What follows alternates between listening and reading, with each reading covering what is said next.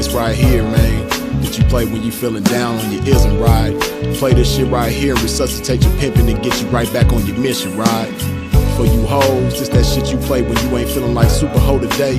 Play this shit right here and to spark up your hoeing and get you right back going, you dig?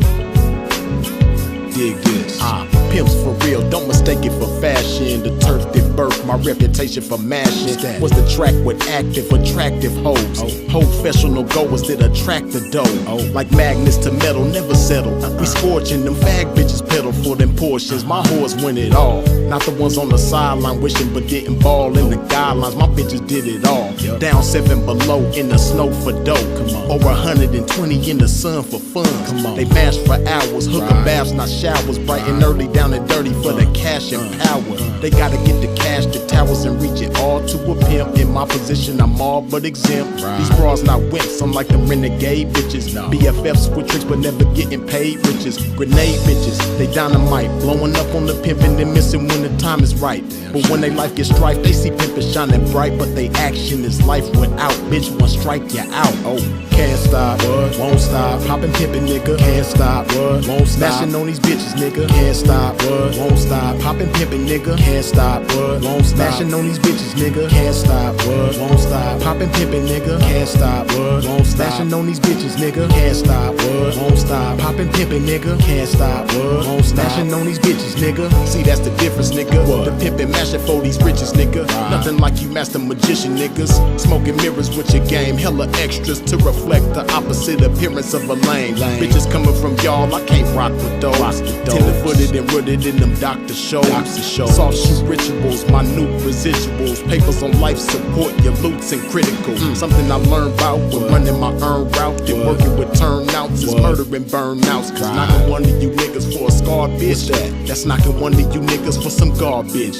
I'm heartless regardless, empty with sympathy, but banked up to the max with pimpathy. No remedy for me, I'm like this. My life is vice grip, synced in permanent ink. You can't rewrite this. My blood type is P positive, beautifully deposited with a lot of it. I'm popping this shit, and when I pop it so hard I make a trapping ass bad bitch wanna hoe hard. Can't stop, won't stop. Poppin' pimpin', nigga, can't stop, won't stop. Smashing on these bitches, nigga, can't stop, won't stop. Poppin' pimpin', nigga, can't stop, won't stop. Smashing on these bitches, nigga, can't stop, won't stop. Poppin' pimpin', nigga, can't stop, won't stop. Smashing on these bitches, nigga, can't stop, won't stop. Poppin' pimpin', nigga, can't stop, won't stop. Smashing on these bitches, nigga. Come on, pimpin', man, pop that shit. Show these sucker niggas.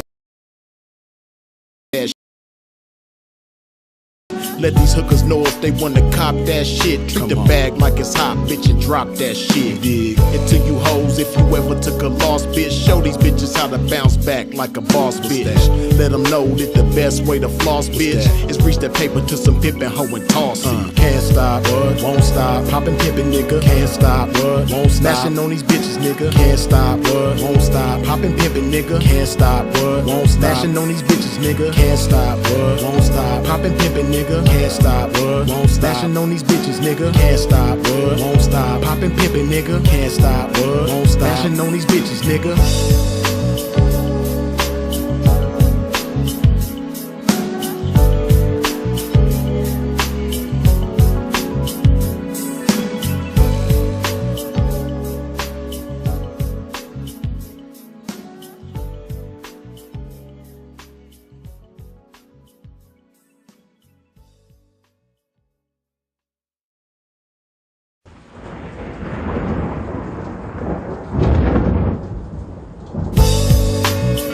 One of them joints right here, man, that you play when you feeling down on your isn't right.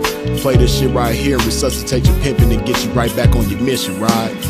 For you hoes, this that shit you play when you ain't feeling like super hoe today. Play this shit right here and to spark up your hoeing and get you right back going, you dig? Dig this. Pimps for real, don't mistake it for fashion. The turf that birthed my reputation for mashing was the track with active, attractive hoes. Professional goers that attract the dough. Like magnets to metal, never settle. We scorching them fag bitches pedal for them portions. My whores win it all. Not the ones on the sideline wishing but didn't ball in the guidelines. My bitches did it all. Down 7 below in the snow for dough. Over 120 in the. Yes, indeed. Right back at it. Y'all already know what to do when you step inside a pimp's domain, man. Wipe your feet off at the door. Give me just a second.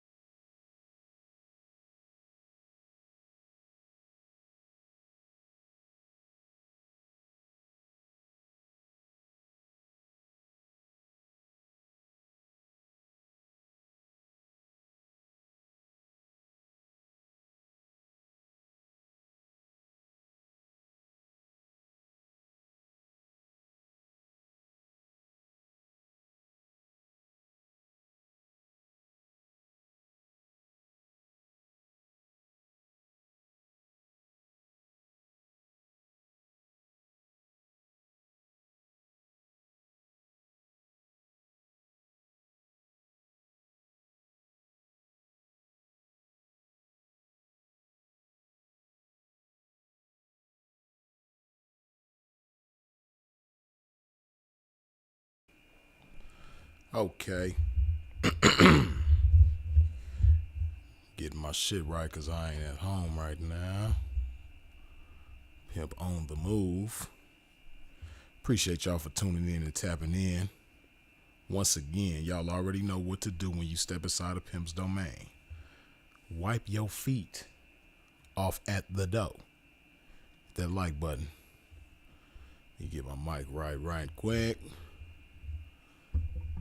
Just this thing. Hold on. Wait, okay. Bam. Hold on.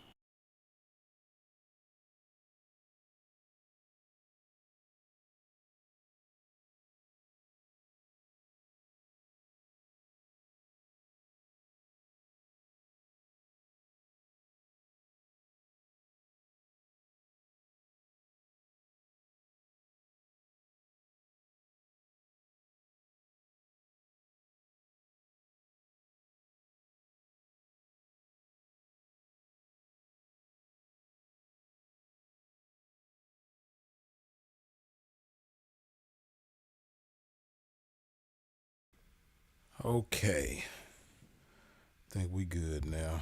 Just had to get my mic adjusted because once again, like I said, Pimp ain't at home right now, so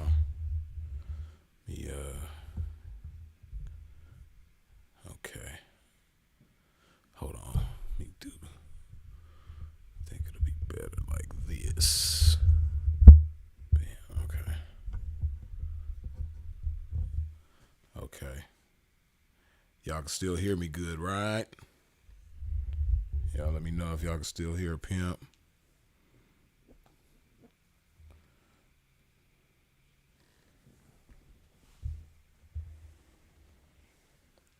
Yeah, I just wanted to come drop some game on y'all about this topic because ain't nobody really spoke on this. And, you know, a lot of times people kind of like lump us together, man. They just assume that the pimping is red pill, but it's definitely not. And we going to get into that, man. But first, y'all know I got to hydrate my game one time.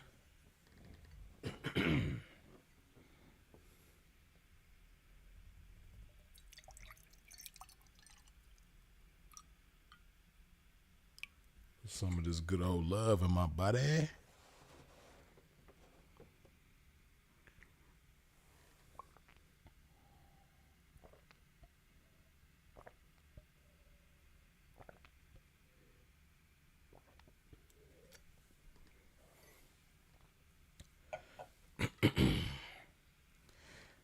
The difference between the pimping and this red pill shit. You know, they always want to put the pimping in categories with other people, man. You know, they was trying to put me and Sinful in the what's it called? The manosphere. early on. But as you've heard Sinful say before, those of y'all that watch bro, been watching him for years, you know the pimping man, we ain't in no manosphere, we in the pimp sphere. And you know, I got love for some of the guys in the manosphere. Me myself, I never subscribe to that. I just don't put myself in no type of category, right? In the pimping ain't in no category as far as manosphere or anything like that. Pimping is in a category of its own. And with that being said, you know, a lot of people probably hear me speak, hear Sinful speak. I don't know if anybody's ever tried to put Andre Taylor in the red pill category, but I know a lot of people consider Kevin Samuels red pill.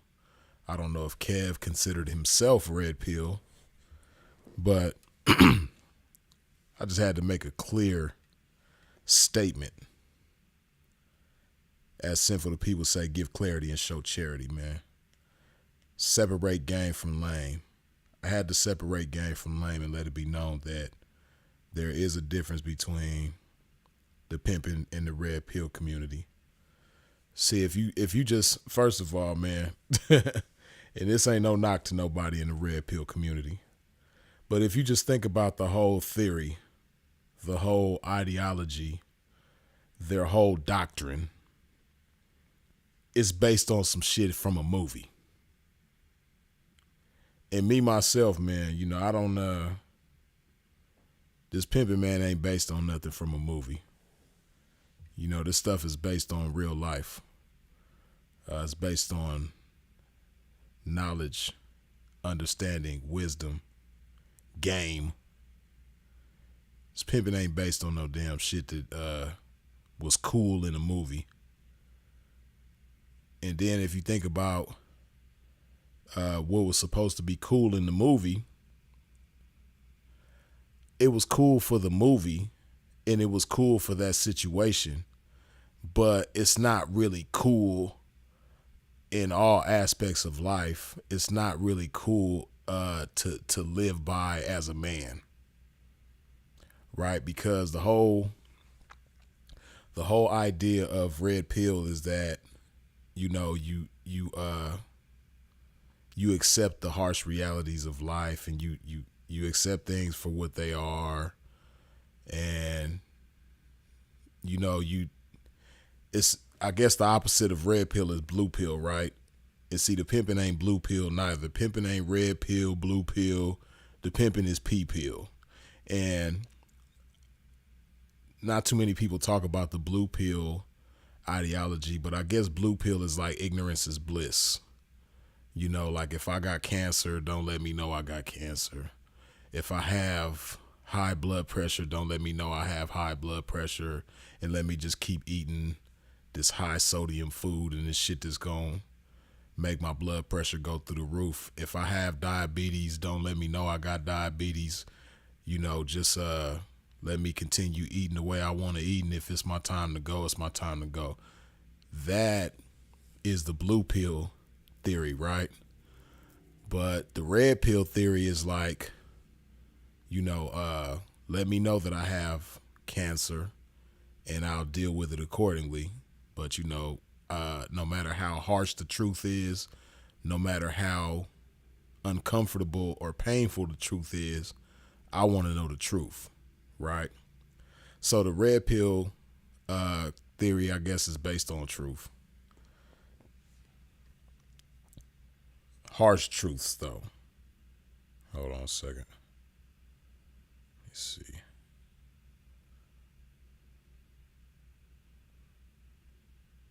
Okay, before we get too far,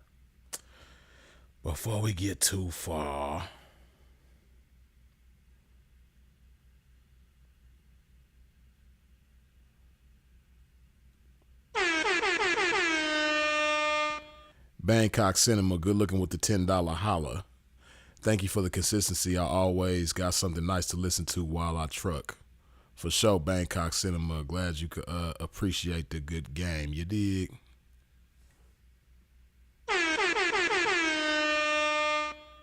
Tyler coming through with the $2 holler. Good looking blessings. Yes, indeed.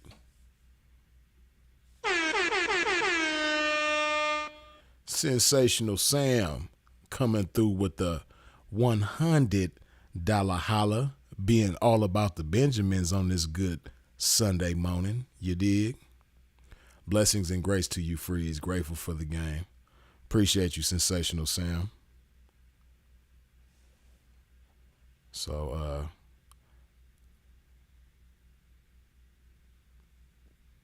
let me see. But yeah, man. Hold on. Just a second. Hold on.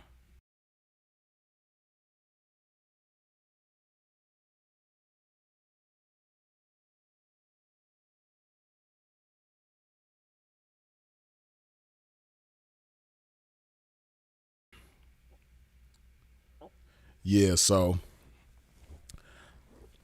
like I said, I guess the people in the red pill community consider themselves to be truth tellers, right? And within them being truth tellers, at least from what I see, like I said, I'm not part of the red pill community, never considered myself a part of the red pill community. If you considered myself or any other, game oriented individual that pops game online to come from the same lifestyle I come from, if you ever considered any of us a part of the red pill community, I'm letting you know that we're not. So, damn. Okay. Yeah, so the thing about the red pill guys, from what I've seen, right? Don't shoot me if I'm wrong. But they, whatever they believe to be the truth, they want to shove it down your throat. And if they even get an inkling of an idea that you have any denial of the truth, then they gonna shove it down your throat. Nah, man, accept this truth. Whether you like it or not, this is the truth, right? The problem with the red pill community is a lot of the things that they think are the truth ain't really suitable for everybody. It might be their truth, but it's not the truth. And it's not the truth this, for everybody. It's just the truth that's for them. And if they want that to be their truth, then that's cool. And within their truth, within them walking in their truth, which I don't really like that statement, but that's something a lot of people like to use nowadays. But within them walking in their truth, they're really passionate about their truth when it comes to men dealing with women, right? And I don't know. Like I said, I'm not a red pill expert, but maybe you have, I guess, y'all correct me if I'm wrong. I guess there's certain women who would be considered red pill as well. Like, do y'all consider Tasha K red pill? I don't know. Who else is a popular woman? Melly Monaco. I don't know if y'all consider her red pill. Cynthia G. I don't know if y'all consider her red pill. Kendra G. I think, yeah, that's her name. It's all these girls with a first name and a last initial. Tasha K, Cynthia G, Kendra G. But yeah, I don't know if those females are considered red pill. But a lot of the red pill people, whatever their gender is, they tend to have strong opposing opinions of the opposite sex, the opposite gender. Like for the red pill guys, they tend to have strong opposing opinions of women. And the women, if they're considered red pill, I don't know if red pill is a guy thing or if women can be red pill too, but the women who I would think are red pill, they tend to have strong opposing opinions of men, right? Michi X, I'm not hip to who Michi X is. Andre says, I don't know these people. Oh yeah, red pill, emotionally reacting. Yeah, so if you think about some of the more popular red pill guys, uh, it's a lot of them, man. Uh, it's a whole lot of them, and a lot of them are thriving. A lot of them are real popular, but a lot of them I think are one dimensional when it comes to how they see things, how they view life, and how they express themselves. A lot of them are one dimensional, right? And then also the thing about red pill that's different from the pimping, just again, from my observation, a lot of the red pill guys are like real pessimistic. Now I know that the whole theory of red pill is like, no matter how harsh the truth is, accept it. But it seems that the red pill guys, they want to make the truth harsh all the time. They want to make the truth painful or uncomfortable all the time. And it's like, the truth can be that way at times, but the truth can be good too. The truth can be beautiful. The truth can be sensational. The truth can taste good, feel good, smell good, all of that, sound good. It doesn't always have to be a glass half empty type of thing, and I think that's what a lot of the red pill guys be on. And like the guys, because obviously the red pill guys are more popular than the red pill females for the most part. Red pill is like a male dominated community, I guess you could say. But they do a lot of finger pointing to the ladies, right? You need to do this. You need to do that. You shouldn't be doing this. You shouldn't be doing that. You're stupid for thinking this way. You're stupid for thinking that way. You're stupid for moving this way, that way, and the third, right? This is what I get from a lot of the red pill guys that I've seen. They do a lot of finger pointing. And what they fail to keep in mind is that when it comes to human beings, we can all point the finger at each other for something. All of us have flaws. All of us have imperfections. All of us, as long as we in the flesh, are subject to make mistakes. So it's real easy to get on a platform and point the finger at somebody about the mistakes that they're making, or point the finger at somebody because they don't see things the way that you see things, and the way that you see things is the only way to see things, and they wrong for not seeing it your way, which is the only way. We all can do that. The closest person to perfect that you could think of, you could point the finger at them about something. Mother Teresa. I'm pretty sure there was something that you could have pointed the finger at her about. Gandhi. Pretty sure there's something about Gandhi that you could have pointed the finger at them about. And if they were alive in today's times, see, that's the beautiful thing, fortunately for them, for Gandhi and Mother Teresa, they weren't really here for the social media era. But when we think of Gandhi and we think of Mother Teresa, we think of humanitarianism. We think of generosity. We think of humility. We think of peace. We think of nothing really but good things when we think about Gandhi and Mother Teresa. But if they were here in today's times, just imagine how their images would be. Martin Luther King, well, shit, they already trying to go back in history and tarnish Martin Luther King's name now, but my point is, we all can point the finger at each other about something. Your pastor at your church, your therapist, your boss at your job, your significant other, your grandma, your sweet grandma who bake your favorite cookies and make your favorite meal, who could do no wrong in your eyes. We all can point the finger at each other about something, right? But just like we can all point the finger at each other about something bad, we can also acknowledge good in each other most of the time, for the most part too. You know what I mean? And I don't know, but it's just me. From what I observe about a lot of the red pill dudes, right?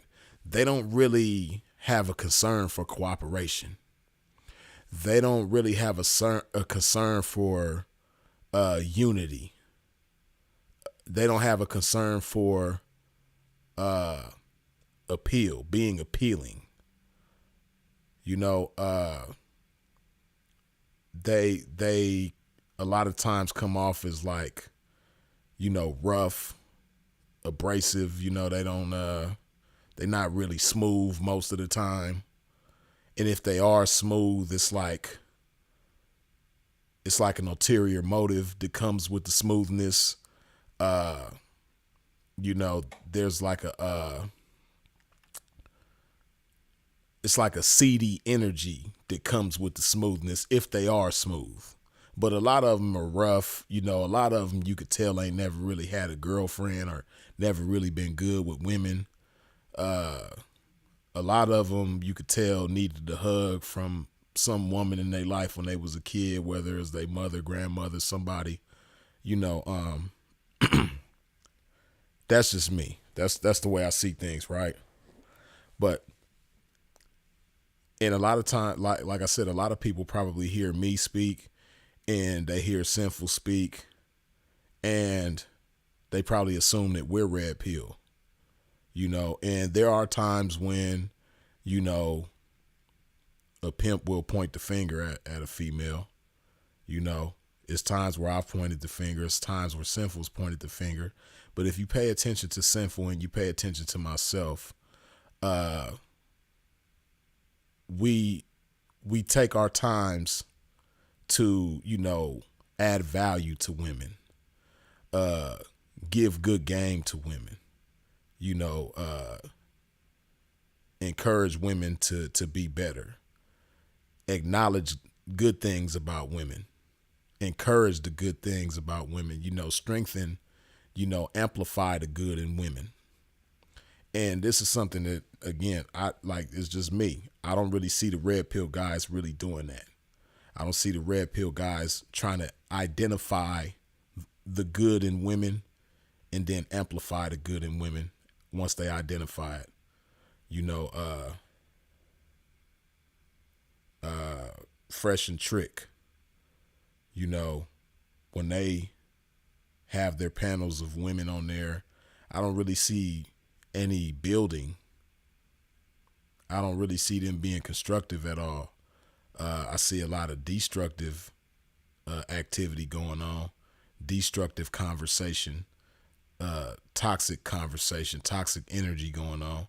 I see a whole lot of that. But, you know, that's why I had to make this video. And like I said, separate game from lame, because I don't want people to think that the pimping is red pill, because it's not. Especially like, because, you know, I don't really, you know, a lot of these terms and things like that, I don't really be into. Like, I don't even talk like that. I don't even say red pill. You know, I don't even acknowledge a red pill this and that and a blue pill that. Like, I don't even think about that type of shit. You know, I don't see other content creators and be like, oh, that's a red pill person. I don't know. I'm not quick to just put people in categories and stuff like that. And I know that's kind of natural for people to do. You know, when you have a certain point of reference, it's natural for you to associate people with that point of reference. And a lot of y'all got that red pill point of reference. So if you see somebody and hear somebody, you just automatically put them in a category. Oh, they belong in the red pill. But pimping belong in the pimp category. That's it. You know what I mean? You can put me in the game category. You know, the pimp category, the game category. But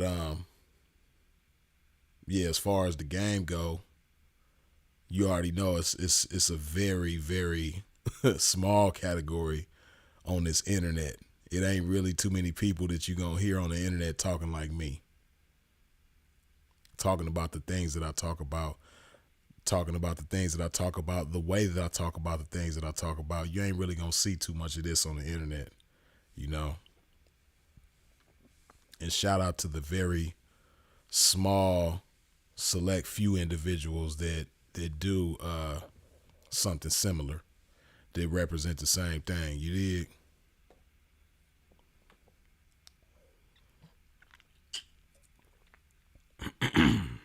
Yeah. So,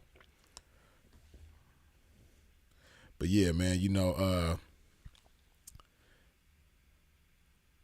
Like I said, a lot of the red pill guys, they do a lot of finger pointing, and a lot of times when people point the finger, it's because they're hurt.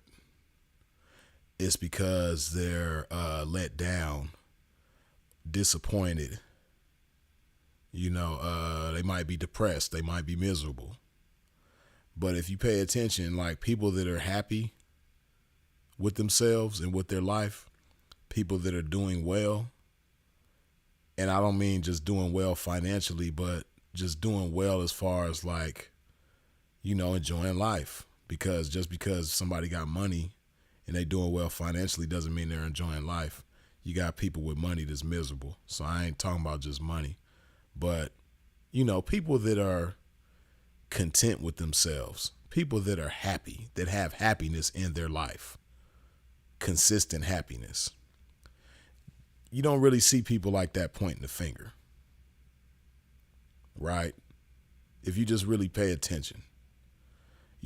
People who are busy living a happy and productive life, people who are busy being a blessing to other people within their reach, people who are busy being a blessing to themselves.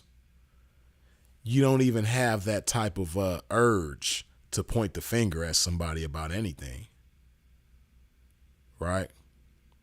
And if you do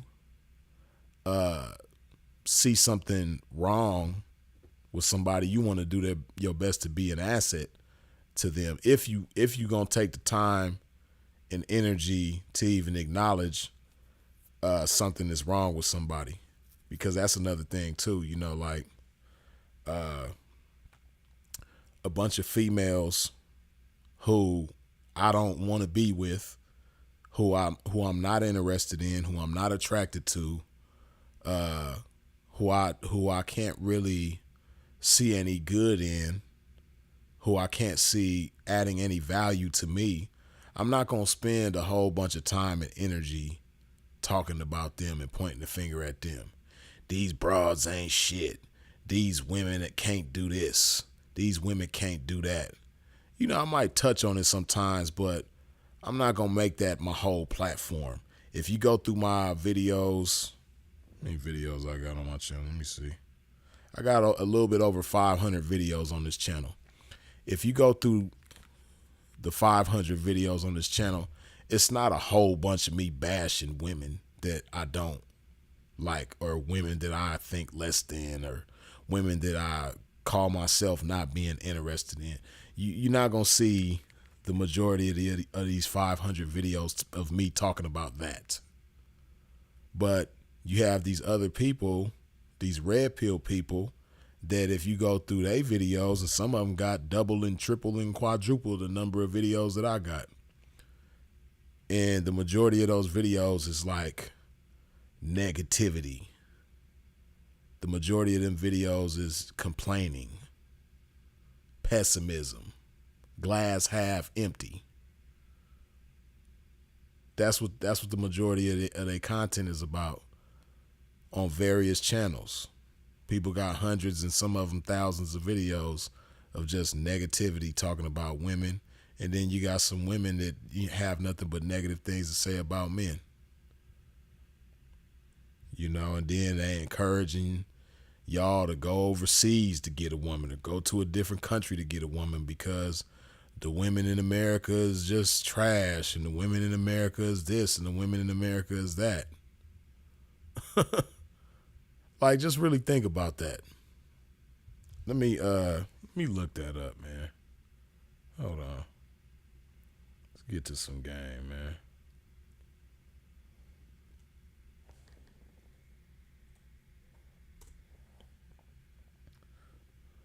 Okay.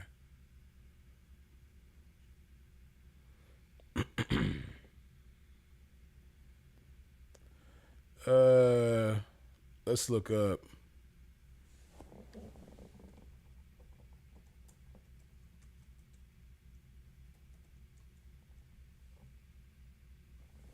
Number of women in the U.S. It's 168 million women in the U.S., right?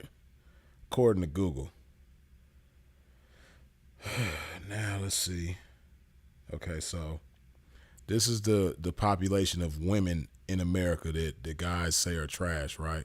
Now, and some of these is your mama, some of these is your grandmama, some of these is your auntie.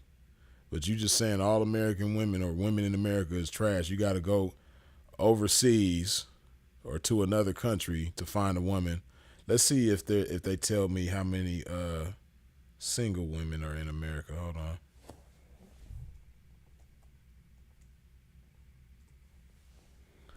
Okay, 43 million, right? So there are 43 million and a half, 43.5 million single women in America, right? That's a lot. That's a lot of women.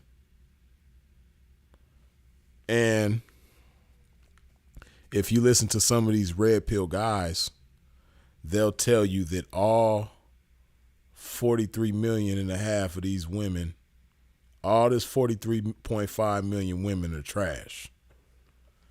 They'll tell you that you wasting your time digging through this 43 and a half million women in the US because no matter what you come up with out of this 43 and a half million single women in the US, she gonna be trash.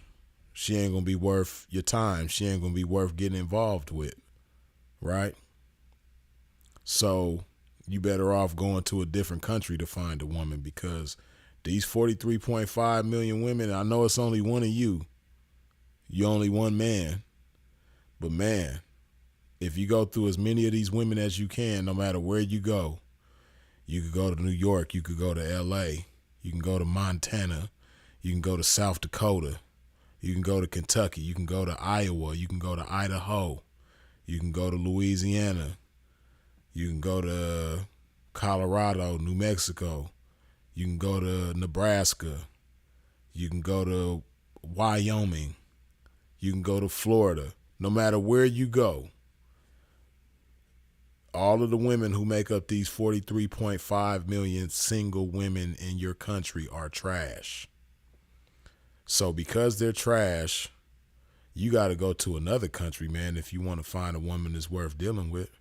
You got to go to another country, man, if you want to find a woman that ain't trash. You know? Like, just think about that. Just think about that.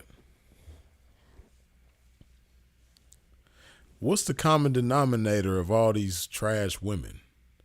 If you're a man, if you're a single man and you look at 43.5 million women, single women in your country, and all of them are bad, what's the common denominator? The common denominator is you.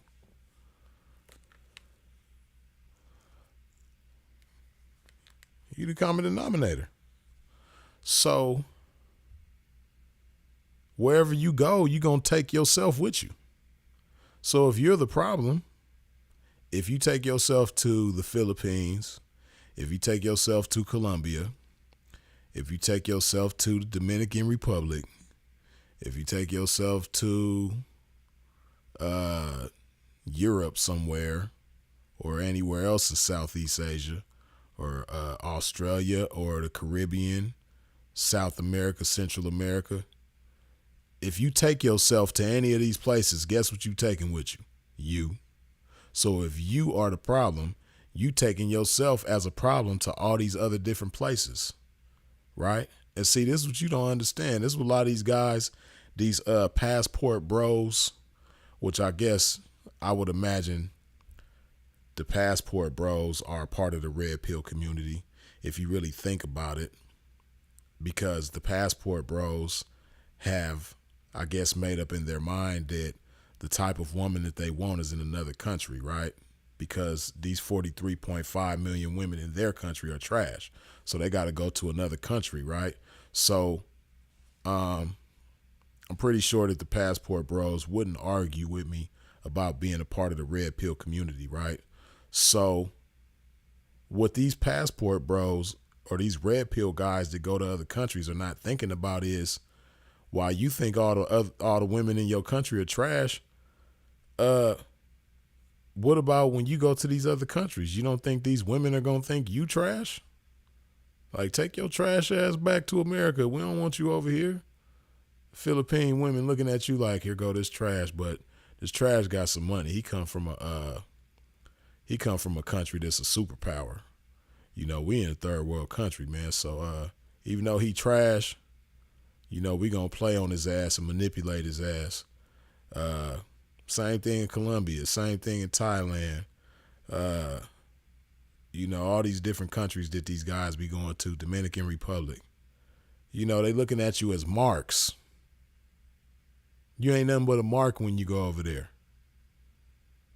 And then you don't even understand the culture because you're not from there. You can study the culture and do some research on the culture, but you'll never understand the culture like the natives do because you're not one of them.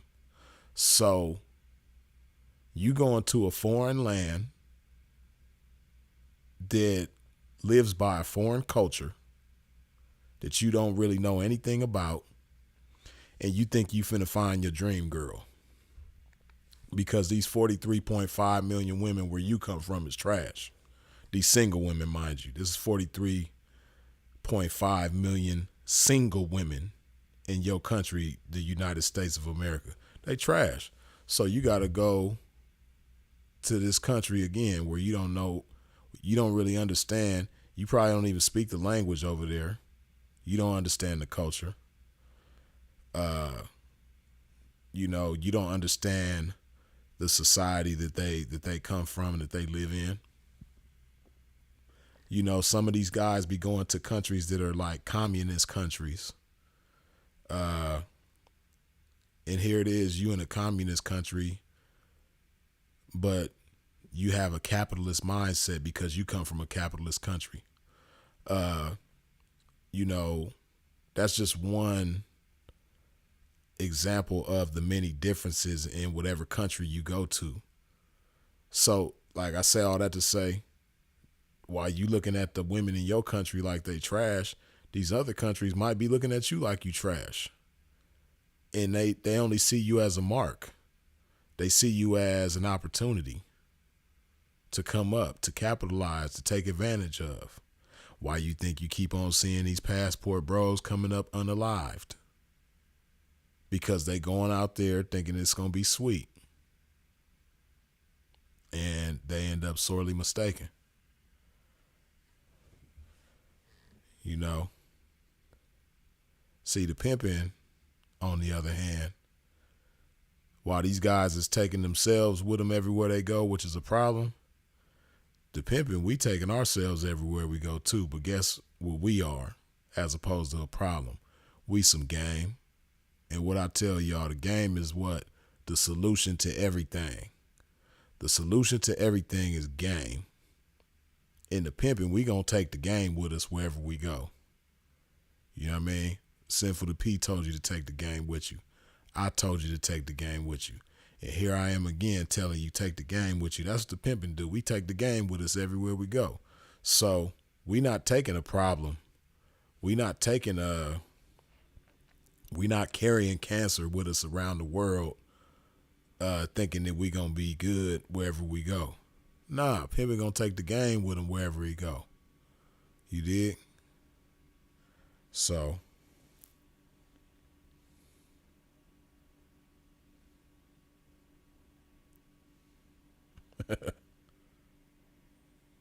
right, like David Robinson say, looking at you like the trick that you were when you were in the States. Right. You know what I mean? And then a lot of y'all just look like nerds. A lot of y'all don't know how to blend in. and you go to these other countries and you just end up being a mark. You either end up getting your life taken from you, or your finances taken from you, or your materials, your valuables taken from you, and you might be injured in the process. You might get severely beaten in the process. You might get whooped in the process, because speaking of what Dave just said, that's another part of the problem that you're taking with you, is that spirit of tricking. And you're not doing any wise tricking. You're doing a bunch of unwise tricking around the world. Taking the spirit of unwise tricking with you everywhere you go.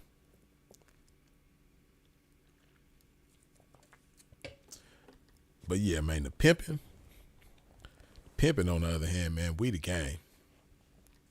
And like I said, unlike these red pill dudes, man, the pimping can identify the good in women. The pimping can identify the value in women, because that's what a pimp want to do. See, for those of y'all who don't really understand the pimping like that, and who don't really know, and you just, when you see pimping, or when you hear pimping, you think about the horrible horror stories that you hear in the news, or that you see on social media, all the horror stories of these guys, doing, foul things to women, and that ain't the pimping. The pimping is doing everything by choice.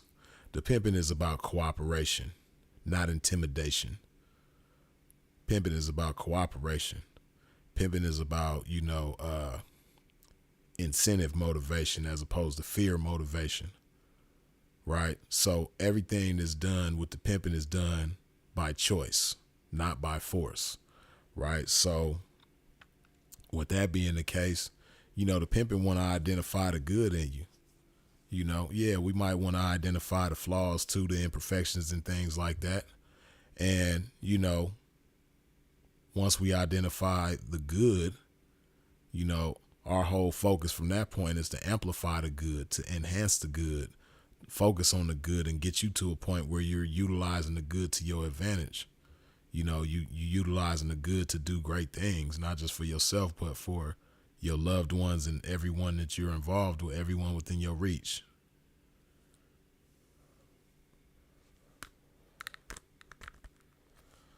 So, and it takes a big mind and a big heart.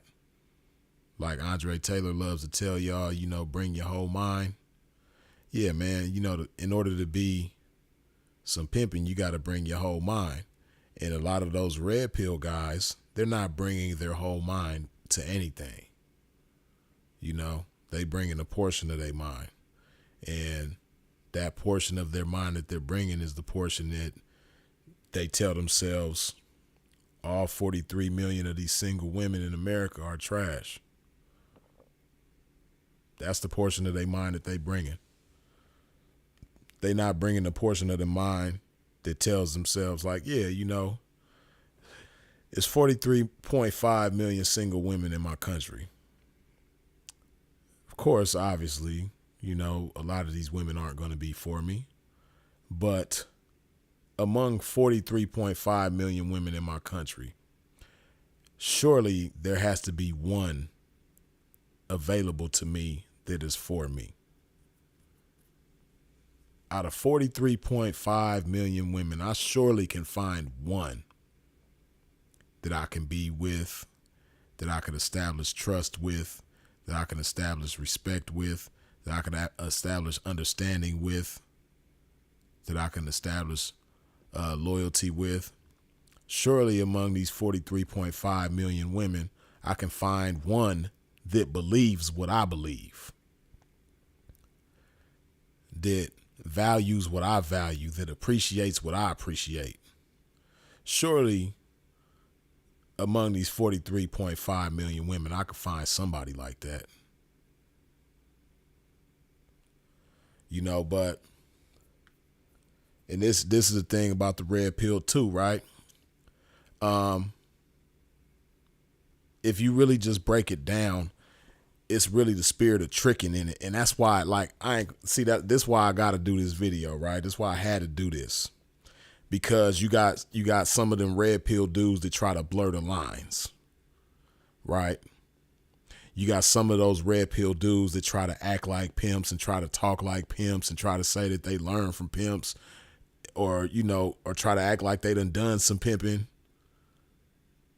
and try to act like they are some pimping, but they still, they teetering on the fence between the pimping and the red pill, or they trying to, in their mind, it's the same thing, and it's not. The whole red pill thing is all about tricking. Right? It's the spirit of tricking that flows all through the red pill shit. So, like, think about it. A lot of those red pill guys preach the high value man shit, right? And I know Kev popularized that. He popularized the high value man terminology, and a lot of these red pill guys took it and ran with it. But the high value man is what they preach, right? Now think about the things that they say is a high value man. Let's look at let's see what Google tells us what a high value man is, right?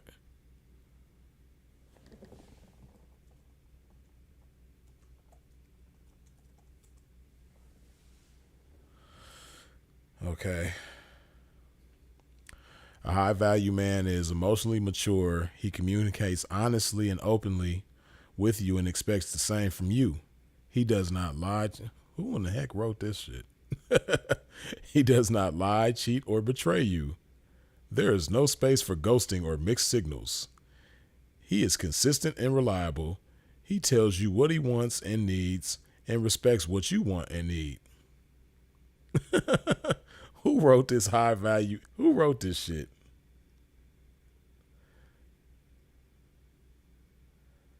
That's cool, but come on now. That's not the shit that everybody be preaching on social media, on YouTube and everything. Let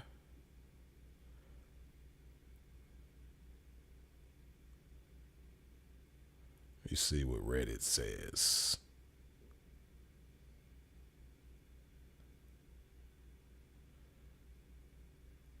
View, I don't know, that might be graphics, so I'm not gonna click on that.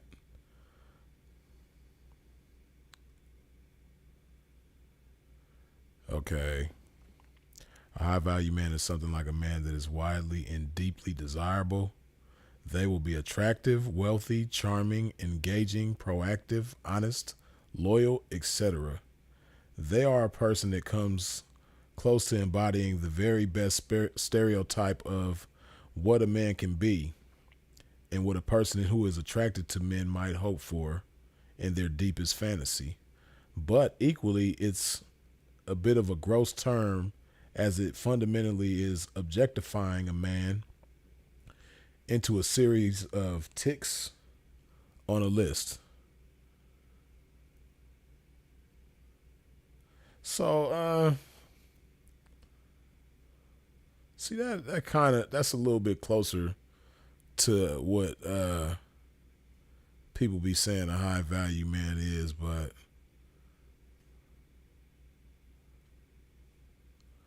let's go on trusty handy dandy YouTube.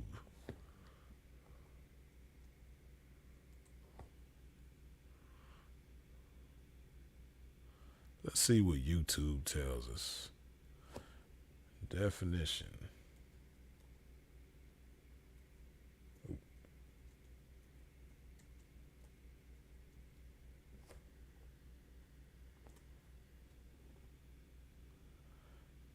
Okay, who else other than Kevin Samuels? I think Kev will probably be the best.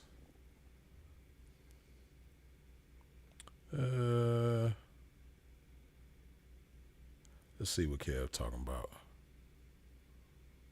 What is a high value man? Glad you asked. Let's define it.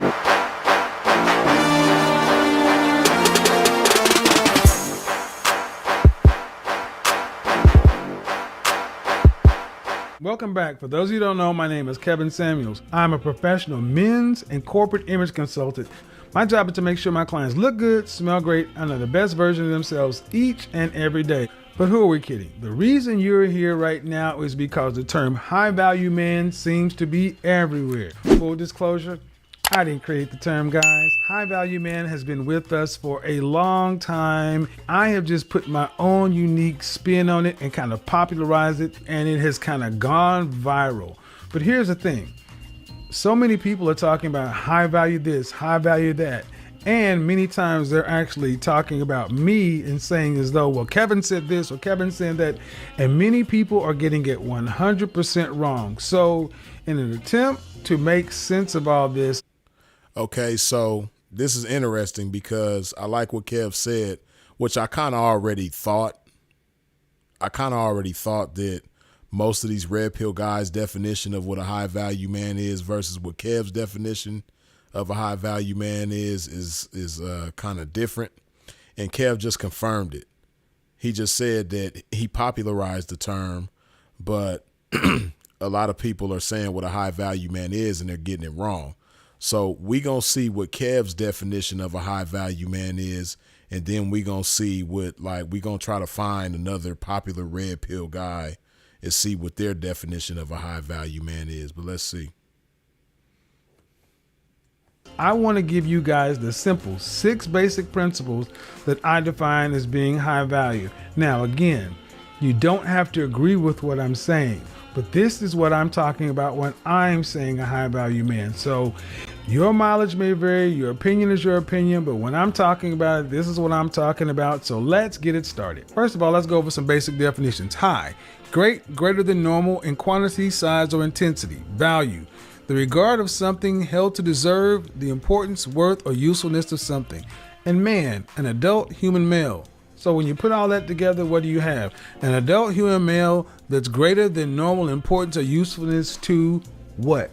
The group. Basic economic principle states that the value of something is what a market is willing to pay for it. The value is determined by what? The market. And when we're talking about individuals, the market is other people, men or women. So a high value man is completely determined by the market. Case in point, you can have a vehicle, a home, anything in your possession. You can hold it dear. It could be supremely important to you. But when you put it on the market decides. And there's an upper limit and a lower limit. It doesn't really matter if you think the low is too low or the high is not high enough. That's what the market is willing to pay for it, and that is its overall value.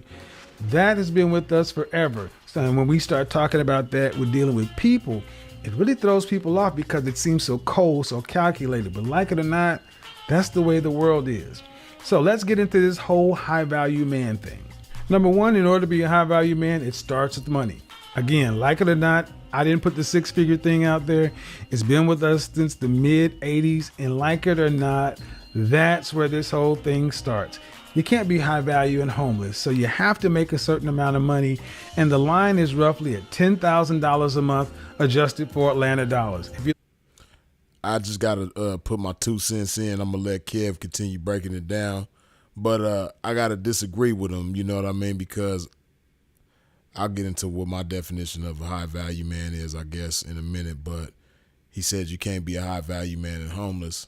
But I know some high value guys that, as he says, the market would determine to be high value that are technically homeless.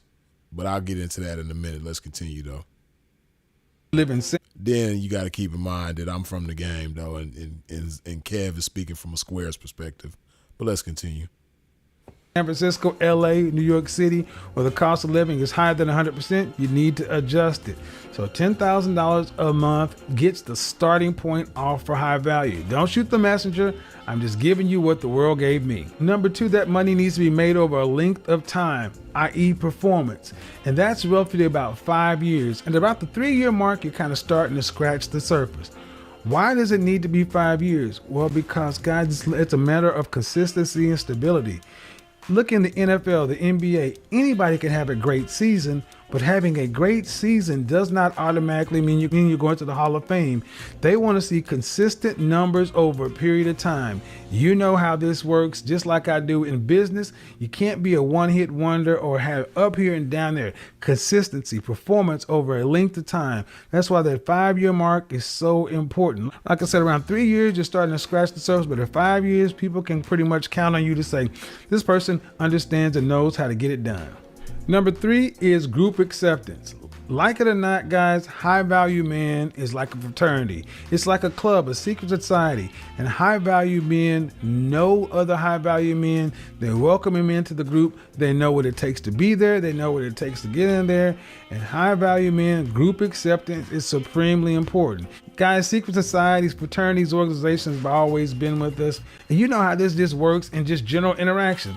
Guys that just make their own secret society or club, but it doesn't matter as much as somebody says that group is important. Guys, this is about separation. High value men, and you sit at the table and you have twice as much money as any other man on there, but you have 0 contacts. What can you effectively get done other than throw money at it? These are a high value man. After the network, we got to have the visibility. Guys, your income and your position has to be LinkedIn level. Think of it like this. This person says they're the CEO of a Fortune 500 company. This person is head of thoracic surgery at Johns Hopkins. This person is VP of Mergers and Acquisitions at Bank of America. And then someone says, hi, I'm an entrepreneur. 3 of those 4 people, at a glance, we can pretty much estimate who they are, what they do, and their relative importance in the overall socioeconomic structure. The 4th person, more information is needed. It's not enough visibility, not enough transparency. To be a high value man, it needs to be at a glance. Again, your position and your income. Guys, you may have a lot of money, but if it's coming from sketchy areas, no one can kind of understand where it's coming from. That does not give other high value men or even the public any kind of real confidence that you are who you say you are. Again, guys, it's about the market. It's what the market, the world is thinking. They got to know at a glance that you are a high value man. And the 6th part is probably my favorite part, guys. A high value man is useful to others and the group. A lot of times you'll hear people say, I don't want to be used. I don't want to be used. No, I want to be used. Why? Because that means I'm useful. High value men are in demand and useful. Their presence is felt when they're there and their absence is felt when they're gone. That is how you know you're really a high value man.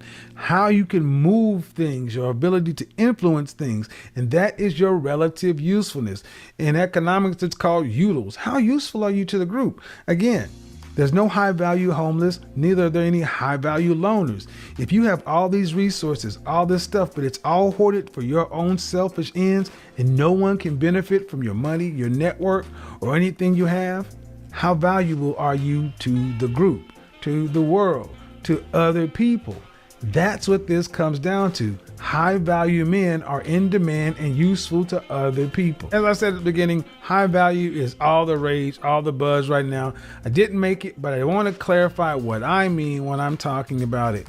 The 6 basic principles of being a high value man, and that by no means is the end of it.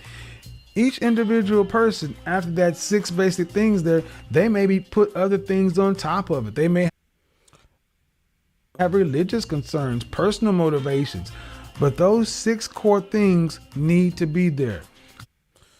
Okay, so I like how he said that, you know, how people might put other things on top of it, but he mentioned the 6 core things. And the 6 core things that he mentioned, which was income, length of income, how long you've been making that income, preferably 5 years or longer, acceptance, you know, basically being accepted by other high value men, network. The 5th one was, which was the 5th one?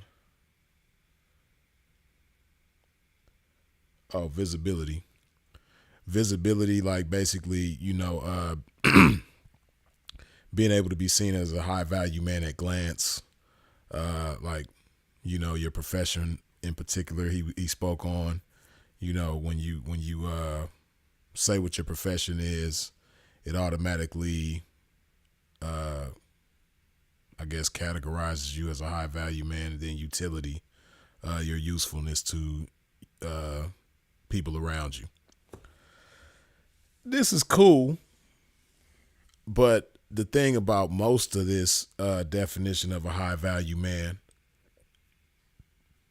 it feels like in order to determine how much of a high value man you are, you got to go to, you got to put your manhood through TransUnion. You got to put your manhood through Equifax. You got to put your manhood through Experian in order to determine how high value of a man you are, or if you're a high value man at all. You might be a medium value man. You might be a low value man. But you got to go to TransUnion, Equifax, or Experian to determine what value man you are. So we got Kev's definition. But see, the smart thing about Kev's definition that I like is that he pretty much lets you know that this is what he came up with for his definition of what a high value man is. And he also let it be known that some people may put, other things on top of it, like religion or, different human characteristics, basically. Now, I don't know who this brainy dose person is.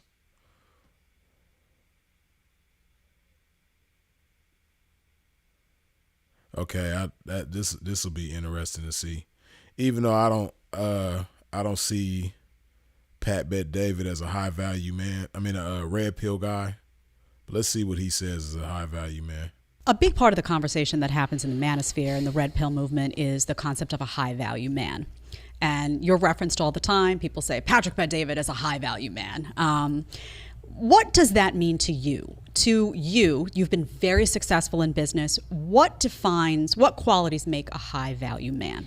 So character's at the bottom, at the foundation of its character. And character to me, it's many different things. Keeping your word, if you're going to say you're going to do something, you do it.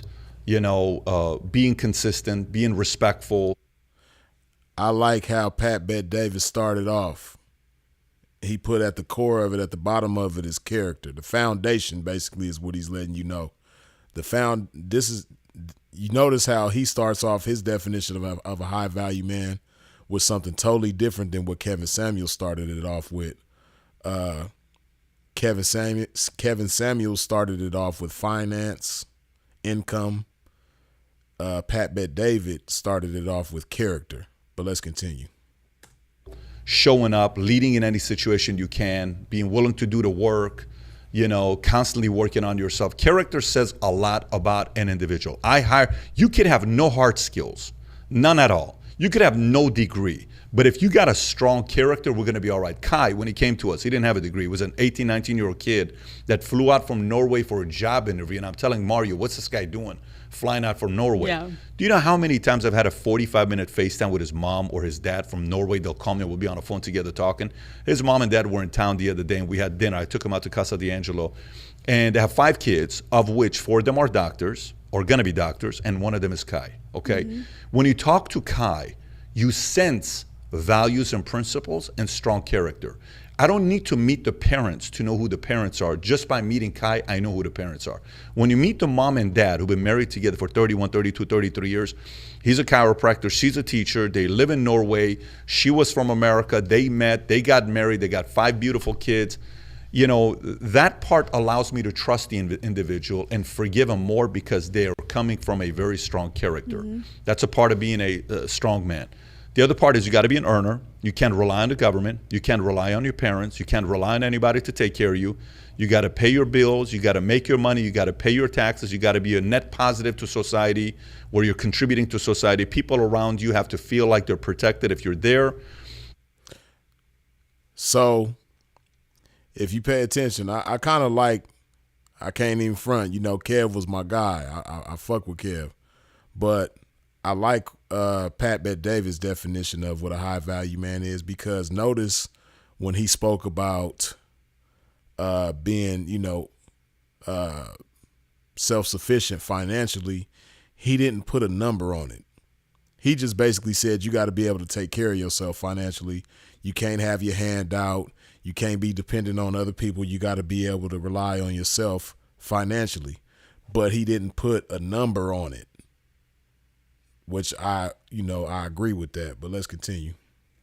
And, if you want to take it to a whole different level, your body's got to be in shape. You can't be sloppy. You can't be out of shape. You can't be somebody that's coming home every night at 5 o'clock having a beer. Hey, turn on the TV and I'm just watching news, having chips. No one respects somebody like that.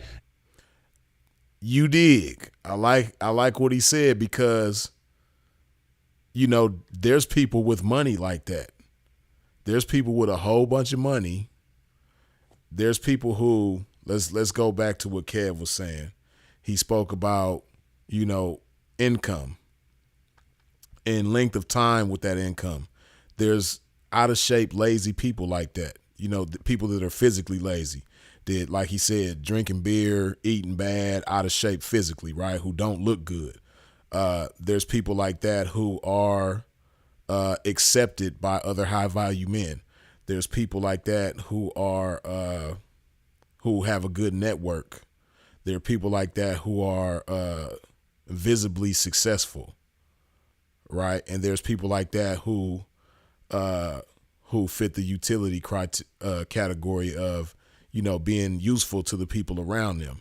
But I like what he said. So basically, he started off with character.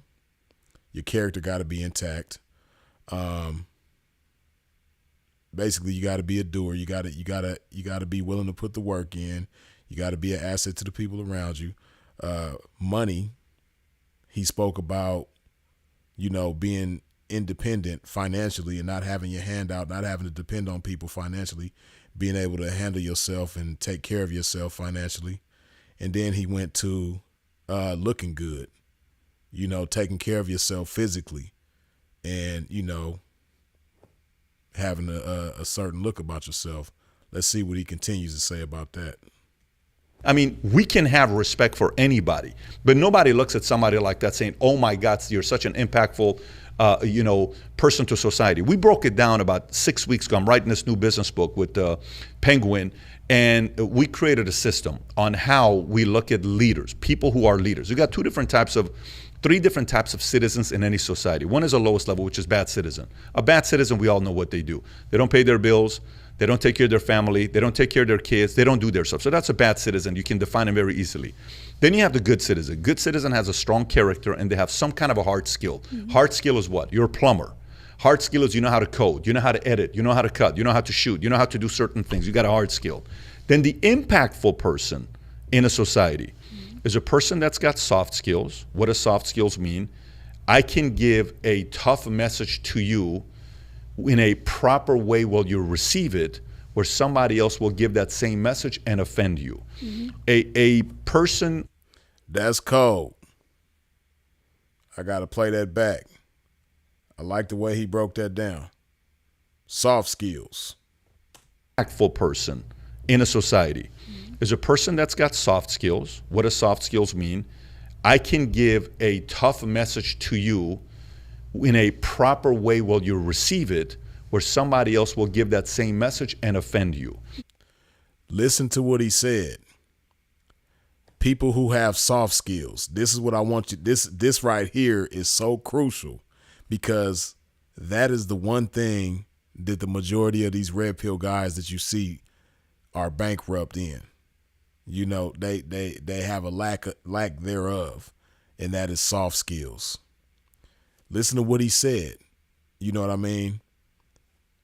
Because he has soft skills. Pat Bet David, he has soft skills for sure.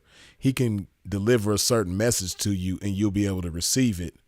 Whereas a lot of the red pill guys, they might say the same thing, but they'll offend you. But let's continue. A person needs to learn how to, like, this is the one thing I think that Tate is working on right now, where he's trying to change he's saying it himself, where I want to be able to deliver my message in a more concise way And that requires soft skills, okay? So I'm gonna deliver the message, and I'm gonna do my best to give it to you in a way that you're gonna be able to receive it.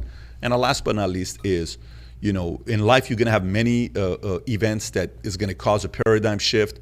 One is getting married, one is having kids. First time I cried having a kid was with my Senna, because I didn't cry with Tico and Dylan. I was just so happy when I had 2 boys. But with Senna, I stood over Jen, I had tears. I'm like, wow, I'm excited about having a girl. It's very emotional with Senna. Yeah. It was something different with Senna. And then obviously Brooklyn. But moments you're gonna have in your life where you have a paradigm shift, you have to internalize those moments, because it could produce a certain fire and a juice in your life that can introduce you to a new version of you you've never met before. And these paradigm shifts are not all positive. It could be a setback, it could be a breakup, it could be a death in the family, it could be getting publicly humiliated, it could be getting fired, it could be, somebody saying something behind your back who you loved, you thought they were supportive, but you heard them saying something and you're hurt by this. Right. In those moments, one can have a paradigm to shift to say, well, maybe they're right. What do you want to do about it? Maybe we got to get better. Maybe I am lazy. Maybe I'm not working that hard. Maybe it is my fault. When you're by yourself, publicly we may not admit to, but privately you're going to be like, I want to do something about this part.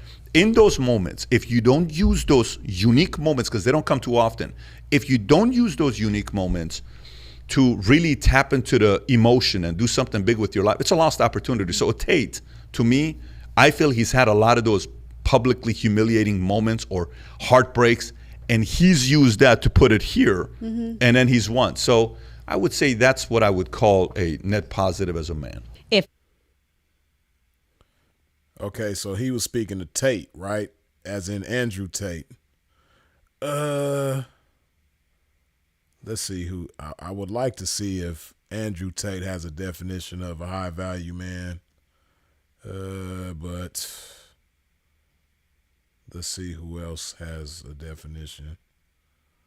I'm trying to find like other popular red pill guys. I don't see. Let me see. Let's put in Andrew Tate.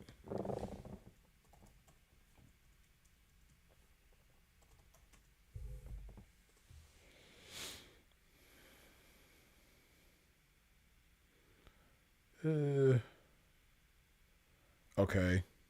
And this is perfect because I guess Andrew Tate breaks it down on Fresh and Fit, who are some other very popular red pill guys. So let's see what this See pretty girls. Wait, right? can you repeat that? There are actually far less genuinely, and I'm not talking about the guys who front, genuinely high value men than there are pretty girls. You can go to any club in any country in the world. I've been to 72 countries. You can go to any club in any country in the world and see pretty girls. If you're going to find a young, in shape, smart, tall, intelligent, rich man, it's extremely difficult to find.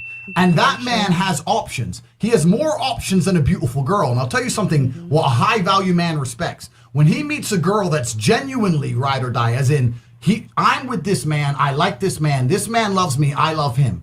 He fucked that bitch, but it doesn't matter because he came home to me. Right. That man has choices. Why would he choose a girl who thinks, oh, if he sleeps with another girl, I'll go sleep with some dude. He'll just ignore you. He won't be with you. You're not going to have the best of the best if you're going to think that way. The only what you don't know won't hurt you, right? Say again? What you don't know won't hurt you, He right? will know. He'll smell it because he's a bad boy like me. He'll smell it. But like, no, something ain't right. Something ain't right. And I'm telling you, this is the way the world works. And I'm not saying it's easy. I like you. Thank you. And I'm not saying it's easy for a woman, right? I understand it can be heartbreaking. Hey, man, and some people probably might think I'm a hater, man. Hey, if you think I'm a hater, it is what it is, man. But see, y'all just don't see it from my perspective as this pimpin', man. Like, these type of dudes are just so corny. They just corny as hell. But let's continue. I'm trying to let him break down what a high value man is. He kind of touched on it, but I'm gonna see what else he say. I can understand it can be difficult, but It's not easy, but it's a competitive environment, right? Why would you do that to the woman you love? Because, listen, let me tell you something about He has the world. options. That's why. No, it's not that. There's no joy without pain. There's no sunshine without rain. You need up and down. This is how the world works. Make her cry, make her cry a little bit. Take her to the Maldives. Oh 1, 2, bang. This is what makes life fun. You can't be sitting there all day. You could get I'm telling you, you could get the most high value man in the world who ticks every single box. If he has no hoes and he's home with you every day watching Netflix, you're gonna get bored of him anyway. Facts. So don't lie. Can we fuck them Mr. Tay together? doesn't believe that. Okay. You're I mean, I agree and disagree because I prefer loyalty over anything, but this day and age, that doesn't exist. As you said, you visited 78 countries. That doesn't happen in other countries at all. Women are nothing in other countries. Like you said, U.S. 72. 72. Well, sorry. 72. But, yeah, no, girls don't have any type of rights when it comes to that. So United States is the only way like that. That's just the reality of it. So you either take it and leave it. If you want a high valued man, as you said, that's just how it goes. So That's how they what think. about to change the question, right? Let's assume that every single high value man across a 10-year span at some point is gonna fuck another girl. Okay, yeah. Do you want him to lie to you or tell you the truth? Tell me the truth. So you want him to tell you the truth so you can go out there and fuck some idiot, some moron from the club, some dork? We're even, right? No, we're not even. Yup. No, we're not. That's absolutely not even. You've been with a guy for 3 years who's been taking care of you. You're a couple. He's been paying the bills, looking after you. He slept with some idiot girl he doesn't care about anymore, and you're gonna go bang fucking Pedro with no money in the bank. Pedro? Now you're homeless. But what if Pedro blew my back out? Okay, James. No. Who cares? Next question. I have a quick Next question. Next question.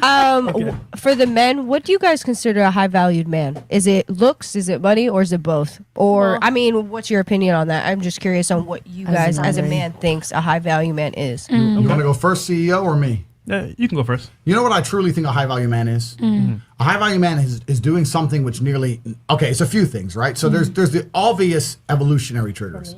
The easiest way to be a high value man is a man who's capable of violence. If we look at it from a biologically trigger, it doesn't matter if he's got muscles or he's big or he's tall, whatever.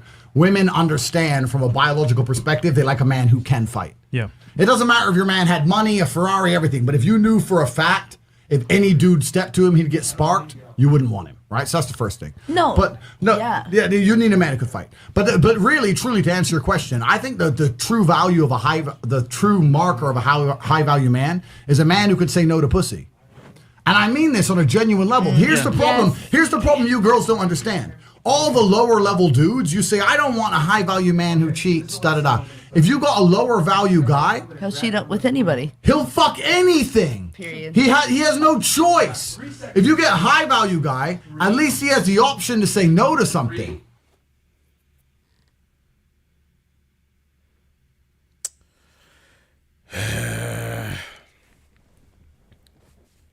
Hold on, we're gonna get into this shit, man. You mean to tell me, man, it's 195 of y'all up in here, but only 132 of y'all wiped your feet off at the door when you stepped into a pimp's domain? Come on, man. Wipe your feet off at the door. Hit that like button. I'll hydrate my game with this good old love juice one time. It's H to the Izzo.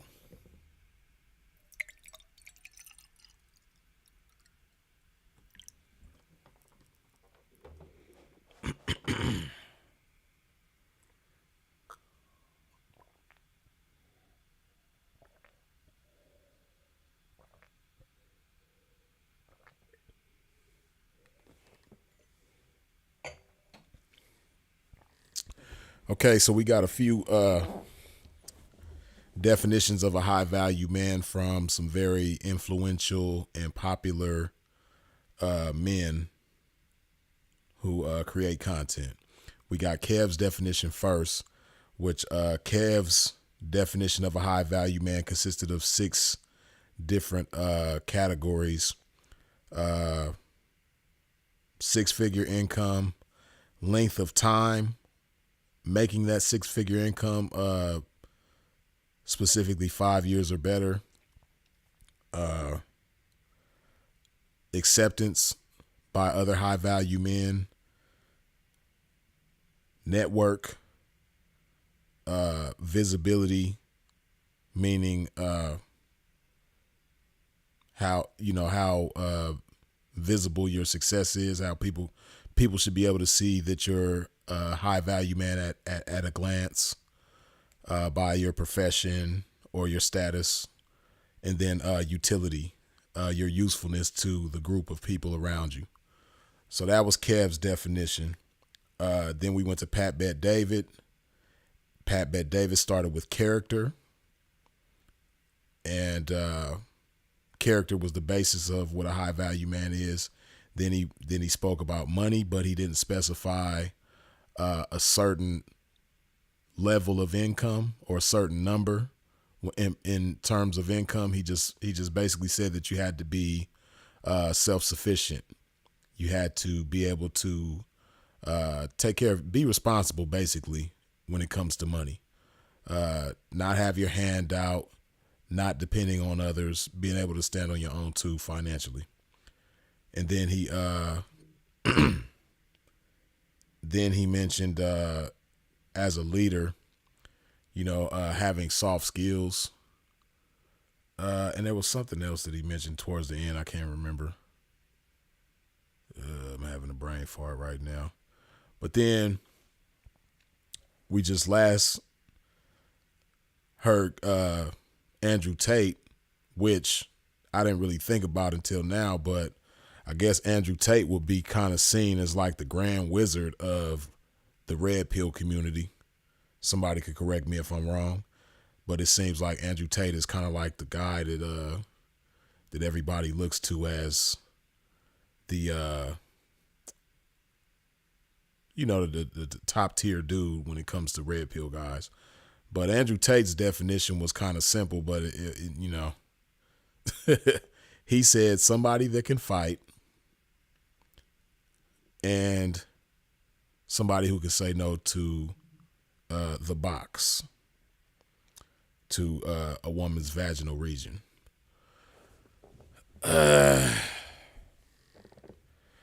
See, it was a lot of lame shit said in there, right?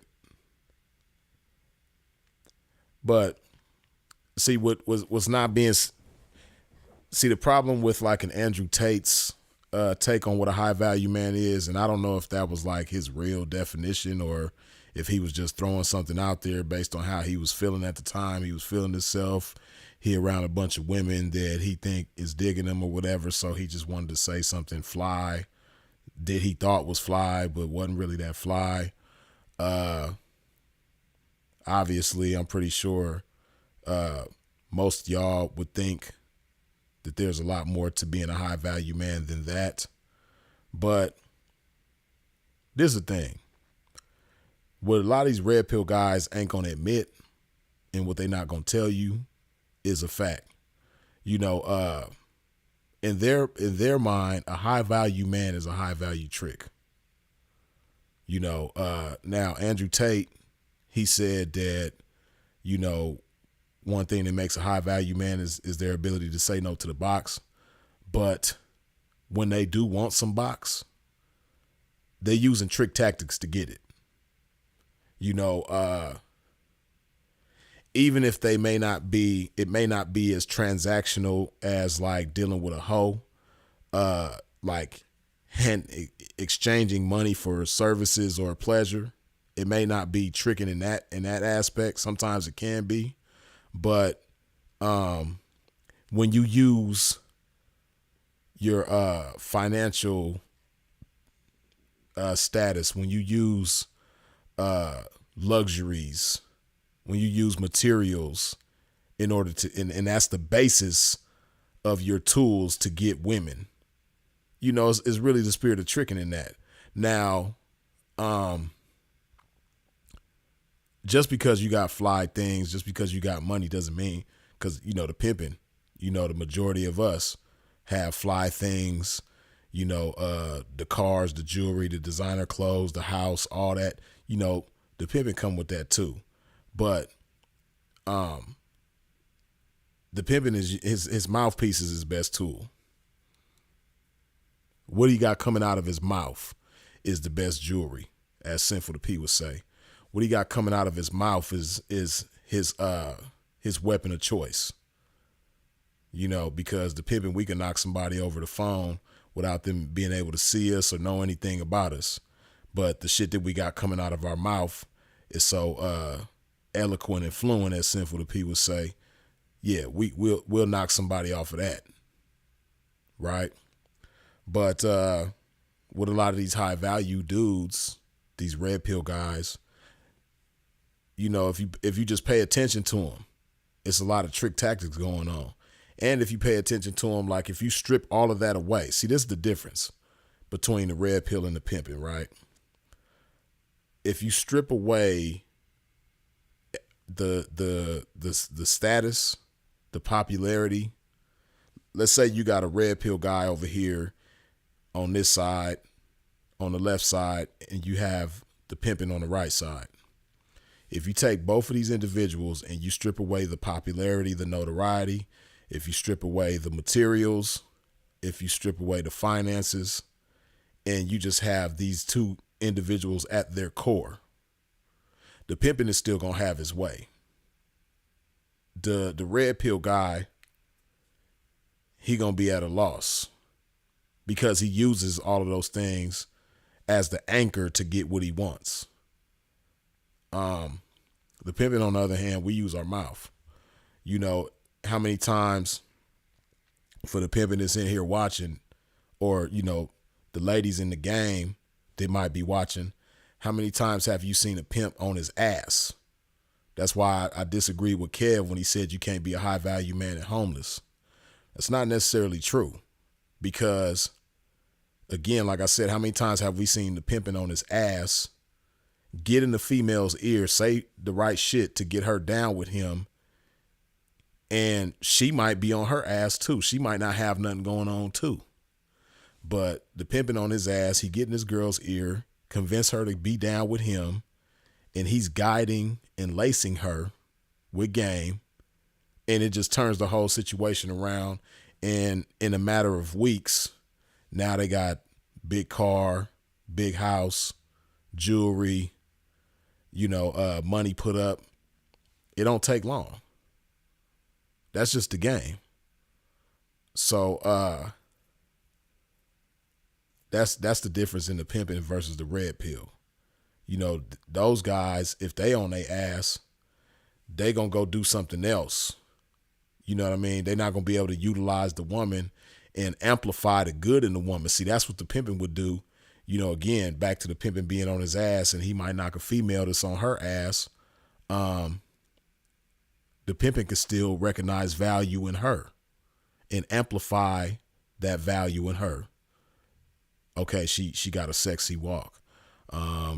She got a sexy voice. She's submissive and willing to surrender herself to me and follow my lead to a T. She's cooperative. She's observant. She's hyper aware. You know, the pimping is going to be able to identify these different things in a woman and say, okay, this is how we going to do this. He going to be able to come up with a game plan based on her strengths and her attributes. He gonna recognize that and be like, okay, she good at this, she good at that, whoop-de-whoop. And he gonna be able to determine, okay, I'm gonna put her in the strip club because she gonna be good over there. Or I'm gonna put her on the internet because she'll be good over there. Or I'm gonna put her in the casinos and the bars and resorts because she'll be good over there. Or I'm gonna put her down on the track because she gonna be good over there. This is what the pimping gonna do. Right? And of course, if he's able to do all of that, you know, the box is it's gonna come with that. It's like second nature.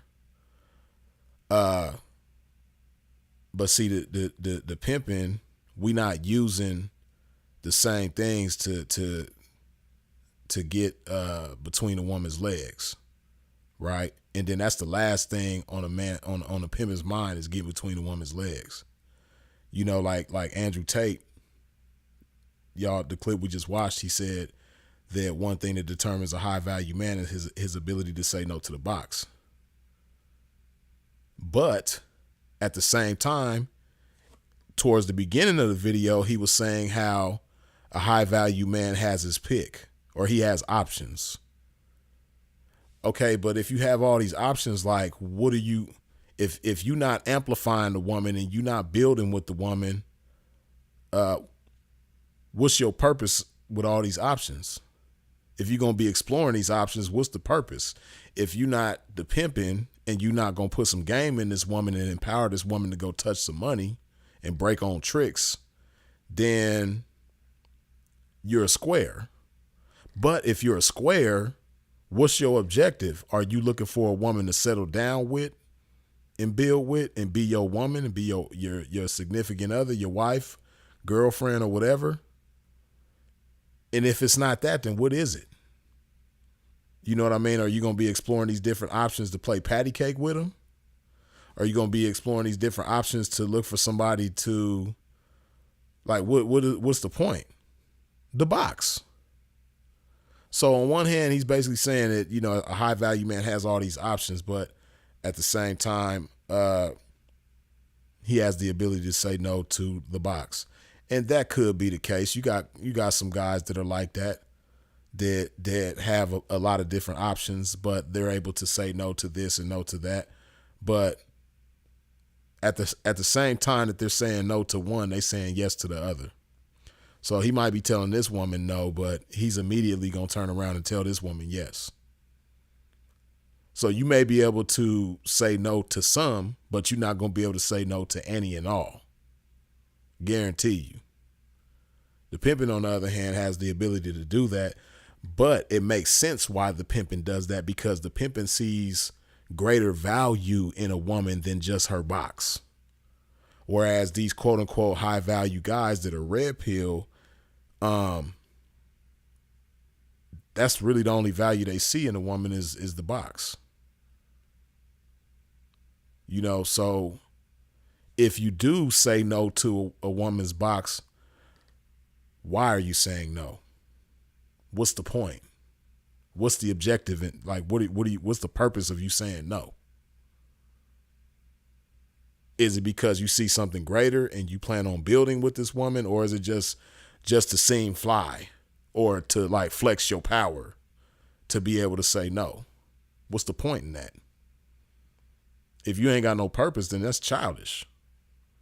That's like being the cool kid at high school that all the chicks want to, you know, all the chicks want you to be their boyfriend, but you just telling them all no. And everybody looking at you like, oh man, he's so cool because, man, the finest chick in the school want to be his girlfriend and he told her no. And it's just for the sake of being cool or appearing to be cool. You know, like I said, the pimping, on the other hand, if we telling a woman no, it's because we see something greater in her and we want to touch her in an area that the average guy can't touch her. The average guy could touch her between her legs. The average guy could touch her body in different areas, but the pimpin' want to touch her mind and her soul in a way that the average cat can't touch her, in order to amplify her and get her to do things that the average cat ain't gonna be able to get her to do. Get her to do things that she's not gonna be able to get herself to do. And then guide her and lace her to be able to do those things. Right? So it's the difference between the pimping and this red pill shit, man. You know, the pimping just, you know, like I said, you have Andrew Tate here saying that, you know, that it's about fighting and saying no to the box, and it's like, and he said that makes a high value man, right? But as we all know, I'm pretty sure that we all know somebody that's broke as hell, that ain't got shit going on, but could fight his ass off. Got hands, feet, all of that. Beat your ass. But is a bum. I know some dope fiends that'll beat your ass, that are bums, that ain't got nothing going on, that'll whoop you. Right? So while the ability to defend yourself and the people around you is definitely a plus, that's not something that factors into being a high value man. I don't think. I just don't see that. Because you might be able to fight, but on the other hand, you might have somebody that don't know how to fight, but they know how to pull a trigger. So in that instance, you know what I mean? Like, what good is your fighting skills gonna do you? And see, one thing about the pimping, right? You know, a pimp may know how to fight, but just because a pimp is confident in his ability to, you know, use his hands, he might be good with his hands. You know, he's not eager to fight. He's not eager to tussle with anybody. You know, that's going to be the last resort. That's only if I got to. You know, because the pimping, you know, we understand that our strongest weapon is the game, right? So whatever, in most cases with the pimping, whatever my point in putting my hands on you is, whatever point I have that's going to make me want to put my hands on you, like I can whoop you a lot worse with the game. I can have my way with you a lot more effectively with the game. Right? So I just know myself, it's been times where, like, I recall a time where it was somebody that I wanted to put my hands on, right? It was somebody that was on the internet spreading, you know, rumors about me. And some of the most atrocious rumors that you could spread about somebody, right? They were spreading these rumors about me, and I really wanted to put hands and feet on this person, right? And, you know, this was somebody who didn't know me. They just seen me on the internet and determined that they didn't like me. And we had never seen each other face to face. Then one day we see each other face to face, right? And initially, the thought crossed my mind to put my hands on that person, right? And I could have easily whooped this dude. Like, it wouldn't have been nothing to whoop him because it wouldn't have been fair, right? But then the spirit of game started to deal with me. And I just proceeded to just give him such a cold verbal tongue lashing. I just whooped him so viciously with my words that he probably wished that I would have put my hands on him. Like, it was just so magnificent. It was some of my best work that I've done with my mouth, as far as defending myself with my mouth. Like, it was some of my best work, right? And, you know, I've whooped people with my hands before. That whooping felt so much greater than any time that I whooped somebody with my hands that I could think of. It was such a beautiful feeling, man. It's just like, you know, anybody who really got some game, who done that before and been in that situation, you know what I'm talking about, man. Like, initially, like I said, I wanted to put my hands and my feet on this guy. But then, like I said, just the game just came over me. That's why I always say the solution for everything is the game. The solution for everything is game. Right? So,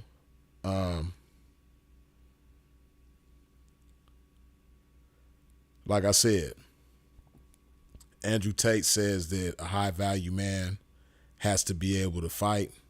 I don't agree. Because there's other weapons that people could use. If you ain't got a mouthpiece, you could use a firearm. You know what I mean? And anytime somebody try to get up on you or do something to you, your weapon of choice is the firearm. It's not your hands. You dig? Or it might be something sharp. You know, you might like to cut people. You might be good at cutting people. So I don't agree with that. And then, you know, Andrew Tate also said that a high value man's, one thing that makes a high value man is his ability to say no to the box. I don't agree with that either, because it's like, you saying that, but what's your purpose in saying no to the box? Just to resist a woman?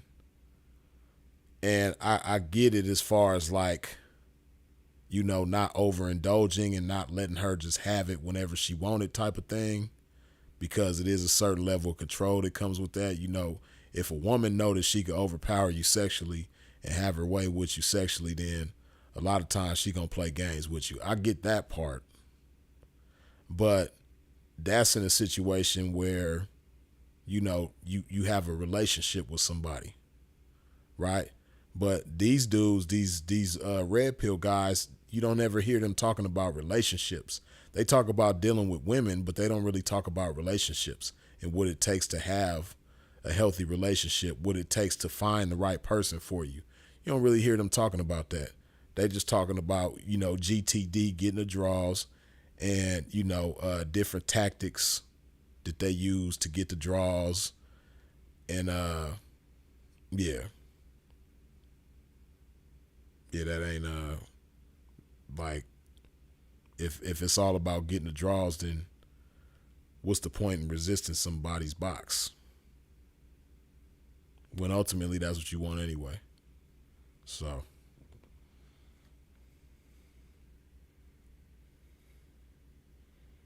right, the sock and the lock. You know what I mean? It's all kind of other things that people could use besides their hands. Freeze had that glow like Bruce Leroy. That's funny.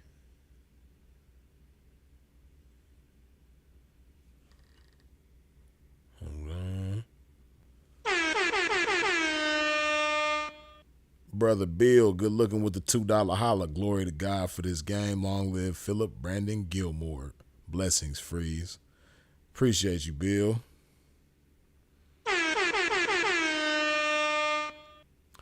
Rafi Mateo, good looking with the $2 holla. I just broke up with my broad P. I'm hurt.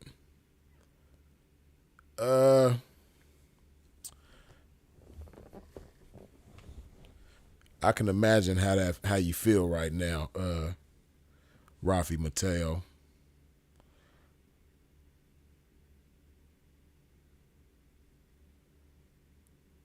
You hurt right now, and I get that. You know, a lot of times, you know, especially when it's a fresh situation, it's a certain comfort that comes with that. And that's the main thing, right? You have a comfort with your girl. You know, you have a familiarity with her, especially depending on how long y'all been together. If you really hurt like that, I would imagine that it's somebody you've been with for some years. Hope you ain't over there heartbroke over some chick you only been with for 30 days or, you know, even 90 days or 180 days. Hopefully you ain't over there drowning in your sorrows, you know, making love to a bottle of Casamigos. Hopefully you ain't over there, you know, partying it up with the party favors, you know, listening to slow jams and sad songs, my baby done left me songs. Hopefully you ain't over there doing that over some chick that you only been with for, you know, a few months. You dig? If this is somebody that you've been with for some years, I can understand, man. You know, it's a certain type of attachment that comes with that. And I don't know if this is your first time that you've been hurt like this, but you got to understand that life goes on, man. And, you know, great things begin where good things end. That was a good thing in your life, but you might got something great in store. You know, sometimes life will do that, man. It'll move certain things out your way to make room for bigger and better things. And that's how you got to look at that. That situation might have been removed for you to have bigger and better things in your life with another woman, and then also, this how you got to look at it too. You know, that woman that you hurting over right now, that might have just been preparation for you for a better woman for you. Not to say that, you know, the one woman is better than the other and all of that, but, you know, the next woman that you get with might be better for you. And the woman that you just parted ways with might have prepared you for that better woman. See, in the game, I say this all the time, right?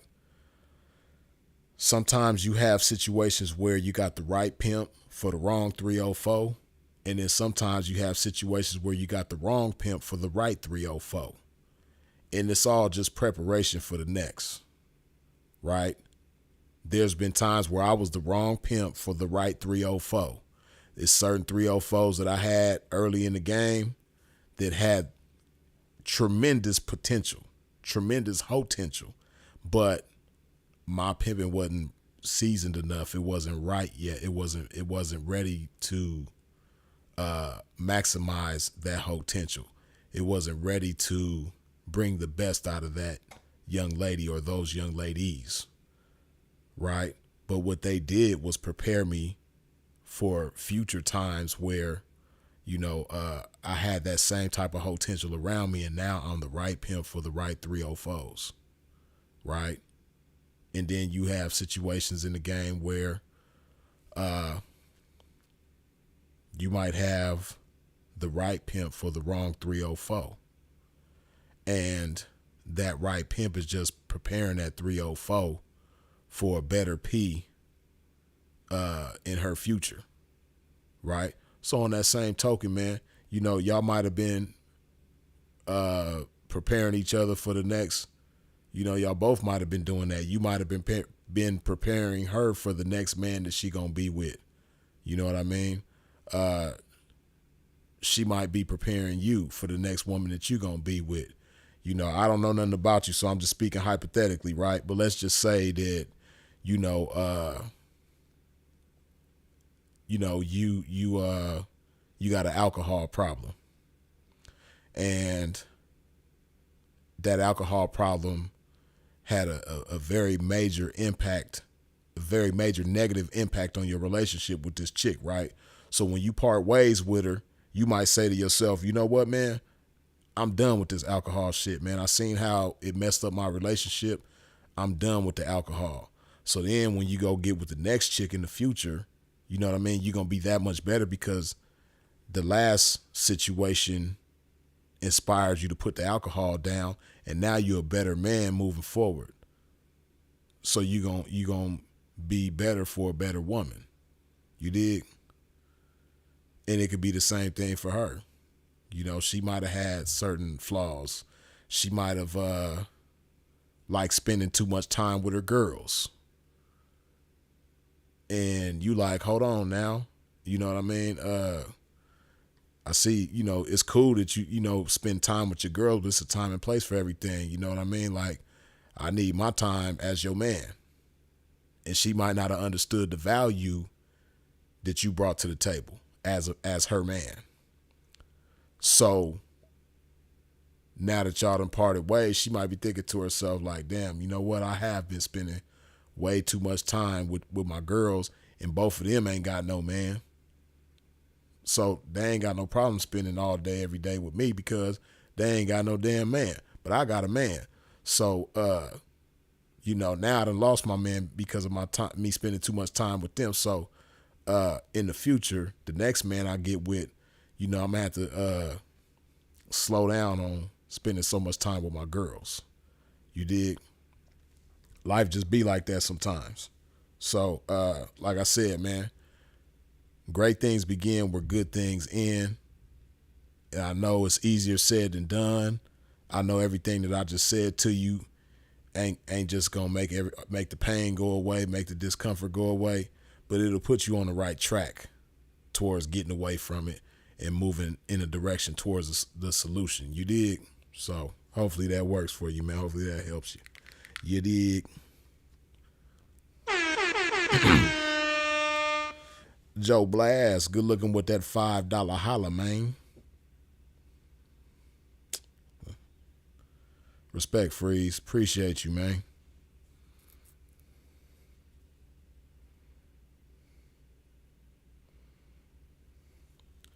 Man was first said my comment vanished off.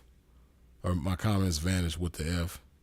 I don't know. You know, we got sharpshooters in the building.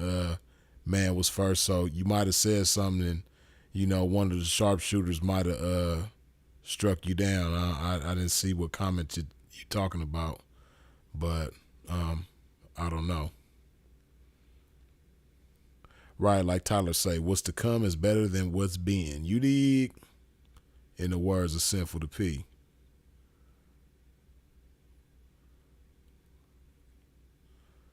Good morning from the Shy, Mike Clemens. Top of it. Top of the AM, man.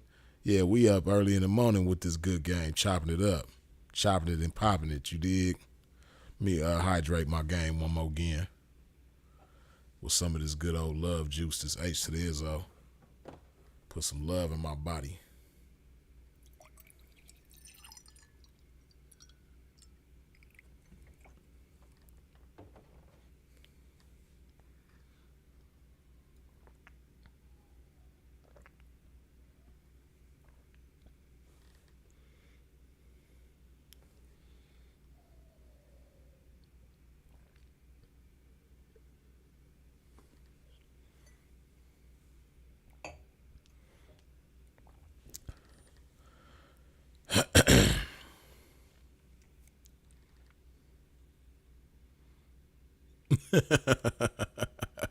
He said, Tyler, stop deleting my comments, man.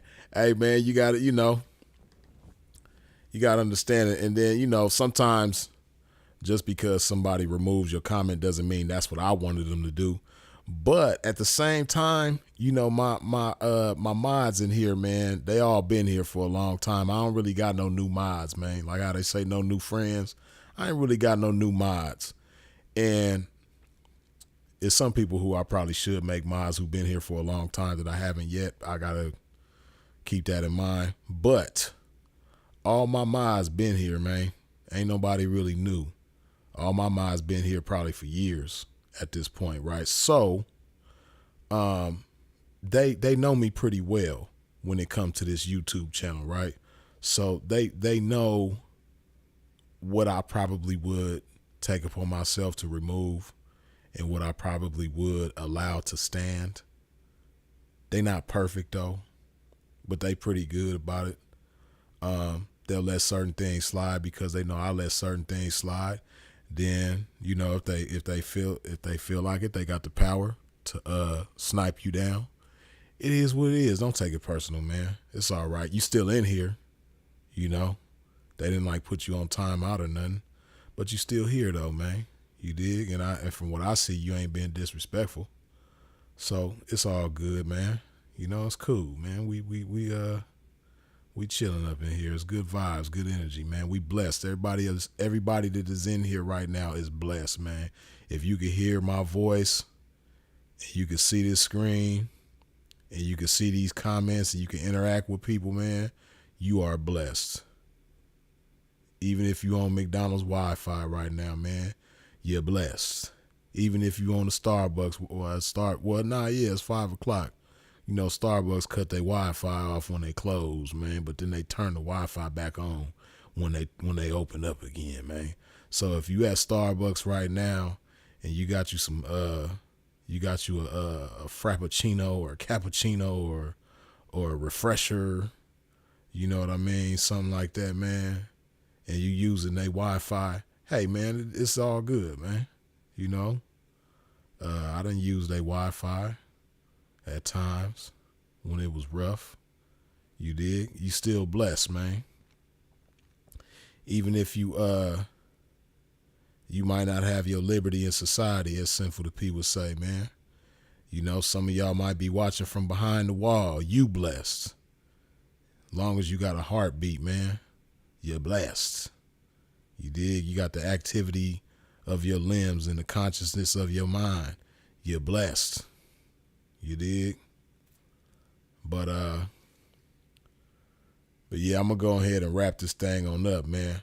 I just wanted to get on here and separate game from lame and touch on, some differences between the red pill and the pimping, and let it be known that the red pill is not the pimping and the pimping is not red pill.